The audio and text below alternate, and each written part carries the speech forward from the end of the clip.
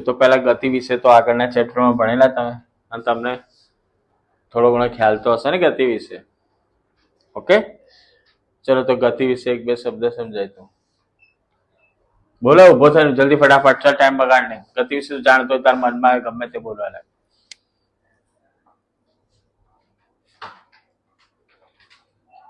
શું કહે ભણે સમય માઇન્ડ જ નહીં ચાલતું. ચલ ભાઈ તું સમજાય ગતિ વિશે તાર મગજમાં જે આવે બોલ. ગતિનો પ્રકાર એમ કઈ કઈ ગતિ એમ ચલ સમજાય. ઓકે બરાબર છે. પછી એટલે પ્રકાર ને એવું આવડે છે ગતિ વિશે. આપણો ટોપિક કયો છે? ગતિ, ઉર્જા. અને ભણીએ છીએ વર્ક અને એનર્જી એટલે કાર્ય અને ઉર્જા. બસ ચલો ભાઈ બીજા ગતિ વિશે શું? આમ ગતિ કોઈ પણ પદાર્થ ગતિ કરે તો કઈક તો એની આજુબાજુ કોઈ સંબંધિત વસ્તુ તો બોલો. બોલો બેન, તમને આમને નહીં ખબર શું? હા કઈ તો એકાદી પોઈન્ટ તો આવડતો છે ને.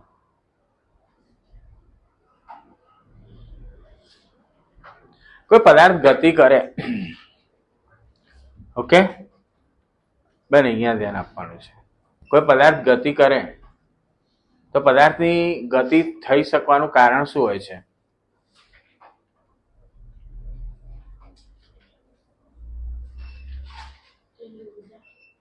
ઉર્જા કઈ ગયું. બરાબર, તો આપણો પોઈન્ટ એ જ છે. ચાલો આપણે હવે ગતિ, ઉર્જા અને એના માટેના પહેલા પ્રારંભિક આપણે ઉદાહરણો સમજીશું કે કોઈ પણ પદાર્થ ગતિ કરતો હોય ને તે પદાર્થ કાર્ય કરવાની ક્ષમતા ધરાવે. પડી ખબર? કોઈ પણ પદાર્થ એને ગતિ ઉર્જા કહેવાય. તો કોઈ પણ ગતિશીલ પદાર્થ જે છે એ ગતિશીલ પદાર્થ કાર્ય કરવાની ક્ષમતા ધરાવે છે એને તેની ગતિ ઉર્જા કહેવાય. જેવી ગતિ બરાબર એવી એમાં ઉર્જા રહેલી હોય. તો પદાર્થની ગતિને કારણે તેમાં રહેલી ઉર્જાને શું કહેવામાં આવે છે? ગતિ ઉર્જા. પડી ખબર? પદાર્થની ગતિને કારણે તેમાં રહેલી ઉર્જાને શું કહેવામાં આવે છે? ગતિ ઉર્જા. હવે ગતિ ઉર્જા માટે આપણે સમજીશું કે તમને ખબર હશે કે ગતિ દ્વારા ઉર્જા ઉત્પન્ન કરવામાં આવે છે તેને સમજીએ. આ જે હાઇડ્રોલિક હોય છે ને, આપણે તમે નર્મદા ડેમ પાસે ક્યાં ગયેલા હશો ને, તે પાણીનો ફ્લો પડે છે બરાબર, તેથી વીજળી જનરેટ કરવામાં આવે છે.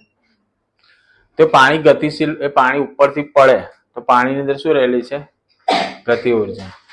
હવે ગતિ ઉર્જા રહેલી હોય તો એ પાણી જ્યાં પડે એટલે ચક્ર ફર્યો. બહુ હેવી મોટા અત્યારે સિમ્પલ સમજ. એ ચક્ર ફર્યું તો પાણીની ગતિ માની લો સીધી સુરેખ હતી, પરંતુ ચક્ર પર પડી એટલે ચક્ર ગોળ ગોળ ફરવા લાગ્યો.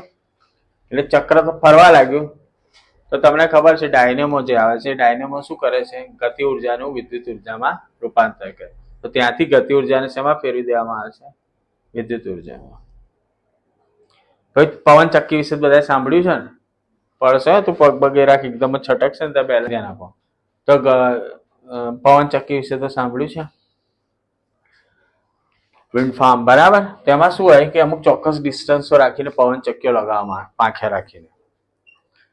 હવે પવન છે એ પણ ગતિ ધરાવે છે બરાબર. પવન એટલે આપણે તો સામાન્ય હવા જે ફરે છે એટલે ગતિ ધરાવે છે.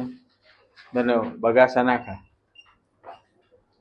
તો એ ગતિ ધરાવે છે. હવે એ પવન ગતિ ધરાવે છે તો એનાથી એ પવનની ગતિ દ્વારા જે આપણે પવન ચક્કીઓ કહેવાય ને એ ફરવાની શરૂ કરે. એ લોકો એક ચોક્કસ કેલ્ક્યુલેશન ડિસ્ટન્સ રાખીને બનાવે છે અને એ જે એ લોકોને ચક્રકાર ગતિ પ્રાપ્ત થાય છે બરાબર, યાંત્રિક ઉર્જા, એનું એ લોકો શેમાં રૂપાંતર કરી દે છે? વિદ્યુત ઉર્જામાં. તો આ એક સામાન્ય બધા ઉદાહરણો થયા.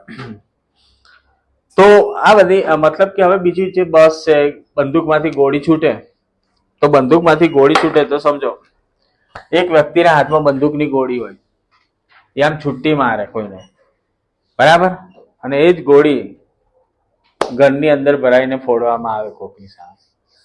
તો તમને ખબર છે ભાઈ ઘરમાંથી ફોડે તો મરી જવાનો છે માણસ. કેમ?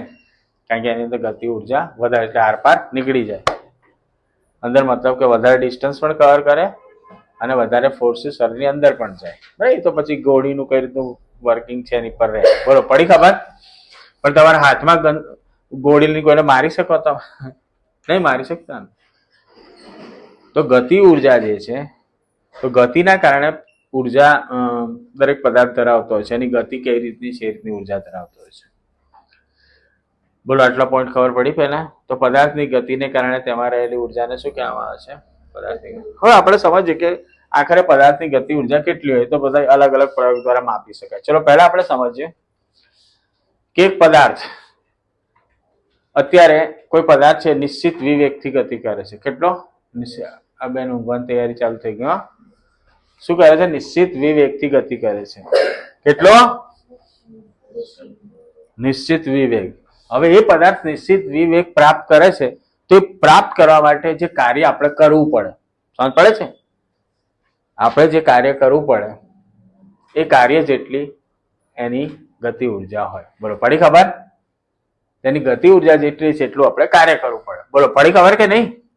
ધારો કે પદાર્થ નિશ્ચિત વ્યક્તિ ગતિ કરી રહ્યો છે વી, તો નિશ્ચિત વિવેગથી ગતિ કરી રહ્યો છે, તો આપણે એ જે વિવેગ પ્રાપ્ત કરે અને એ વેગ થઈ ગયું બધું. ચલો હવે સ્ટાર્ટ કરીએ. કયા પોઈન્ટ પર હતા બોલો? ગતિ ઉર્જાનું સમીકરણ. તો ગતિ ઉર્જાના સમીકરણને આપણે સમજીએ. ચલો અહીં ધ્યાન આપો. તો પહેલા બસ હવે સ્ટાર્ટ કરીએ ને. ચલો, ગતિ ઉર્જાનું સમીકરણ મેળવ્યું છે. તો એક પદાર્થ જેનો પ્રારંભિક વેગ, એટલે ધારો કે પ્રારંભિક વેગ કેટલો છે, અહીંયા બેન ધ્યાન આપો. પ્રારંભિક વેગ u છે. પ્રારંભિક કેટલો છે? u. તો એની પર ફોર્સ લાગે છે, અચળ બળ.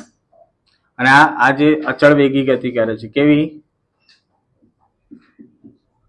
અત્યારે ગતિ કરતો પદાર્થ હોય એની પર ફોર્સ લાગે છે f જેટલો. કેટલા સમય માટે? t સમય માટે. અને એ પદાર્થ પર t સમય માટે ફોર્સ લાગે છે, તો એ પદાર્થનો વેગ કેટલો થઈ જાય છે? વધીને, એટલે v થઈ જાય છે. કેટલો? ઓકે, t સમયમાં. હવે આ પદાર્થ જે છે એ કઈ દિશામાં સ્થાનાંતર કરે છે? તો પદાર્થ જે દિશામાં બળ લાગી છે, બળની દિશામાં શું કરે છે? સ્થાનાંતર. ફરીથી સમજીએ ગતિ ઉર્જાનું સમીકરણ. ધારો કે પદાર્થ છે, દેખો પદાર્થની પ્રારંભિક સ્થિતિ પ્રારંભિક શૂન્ય લઈને પણ ગણી શકાય છે. પણ આપણે માની લો કે એક પદાર્થ છે અત્યારે અચળ પ્રારંભિક વેગ કેટલો છે? તો u જેટલો. તેની પર t સમય માટે ફોર્સ લાગે છે f, બરાબર? અને પદાર્થ બળની દિશામાં કેટલું સ્થાનાંતર કરે છે?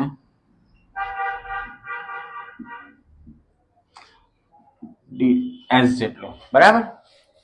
સ્થાનાંતર કરે છે. હવે આપણને ખબર છે કે કોઈ પણ પદાર્થ છે તો, અને પદાર્થનું દળ, પદાર્થનું દળ ધારો કે કેટલું છે? m જેટલું. ઓકે, તો પદાર્થ પર ફોર્સ લાગે તો ફોર્સનું તમને ખબર છે કે ફોર્સનું સૂત્ર તમને ખબર છે, F બરાબર શું થશે? m into a. શું થશે? F બરાબર શું થશે? m into a. ઓકે, હવે વર્ક માટે શું છે? તો વર્ક માટે તમે જાણો છો, તો W બરાબર શું થશે? F into S. એટલે આ પદાર્થ પર કાર્ય થયું એ લખવું હોય તો શું લખશો? W બરાબર F ઇન્ટુ S. શું લખશો? W બરાબર F ઇન્ટુ S. હવે આપણે શું કરીશું કે જે બળ છે એની વેલ્યુ અંદર મૂકી દઈશું. તો W બરાબર શું થશે અહીંયા આગળ? તો W બરાબર F ની વેલ્યુ મૂકી દો તો m into a into S. Okay, તો આટલી વસ્તુ ખબર પડી તમને કે નહીં પડી? ચલો ફરીથી ગતિ ઉર્જાનું સમીકરણ આપણે મેળવવું છે. કોનું ગતિ ઉર્જાનું સમીકરણ મેળવવું છે? પદાર્થની ગતિ ઉર્જાનું. પણ કેવી ગતિ કરતો છે? કાં તો અચળ વેગથી ગતિ કરતો પદાર્થ છે, બરાબર? કાં તો આપણે એવું પણ લઈને કરીએ. હજી આગળનો કિસ્સો આવશે એમાં આપણે સમજીશું. ચલો, હવે આપણને ખબર છે, ફરીથી આખું એક્સપ્લેન કરી દઉં છું, બરાબર?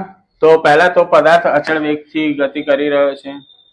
એ પદાર્થ પર ફોર્સ લાગે છે. આ ફોર્સના કારણે પદાર્થ બળની દિશામાં સ્થાનાંતર કરે છે, બરાબર? અને એ s જેટલું છે. ઓકે, t સમય માટેના પદાર્થનું દળ કેટલું છે? m. ઓકે, હવે આપણને એક ખબર છે, તે સૂત્ર તમને ખબર છે, s બરાબર v square minus u square upon a. તમે આગળના ઇક્વેશન્સ તમે જોયું ને, s સ્ક્વેર એસ બરાબર V square minus you square upon 2a. તો એસ બરાબર V square minus you square upon 2a.